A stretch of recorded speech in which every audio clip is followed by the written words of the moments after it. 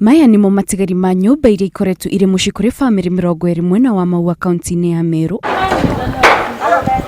Nyumba ici iri hite gatigara muhuira hire thaa 8 cia utuku riria mwaki uratuthukire kuma nyumba-ini imwe na gutamba kuri nyumba ici ingi iria irakitwo na mbao. Nyumba zetu zilishika moto, zikachomeka kila kitu, tumeishiwa.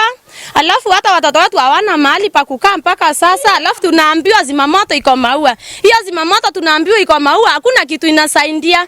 Kihumo kia mwaki ugitire kiramenyekana guku aikari makiuga mwaki ucio ni ugirarigiriro ndukarehe hathara nene no kuona gutirae na mai ma kuigana nikio uratambire na njira ya naihenya undu uria aikari maugite uracungirirwo ni gukorwo ngari ya kuhoria mwaki ndine kinya guteithia aikari. Tukajaribu kusima hiyo moto bado ikusimika. Sima moto wakapigiwa simu hawakukuja. Ndio ilisemekana sima moto hata limeharibika miguu hata ina miguu.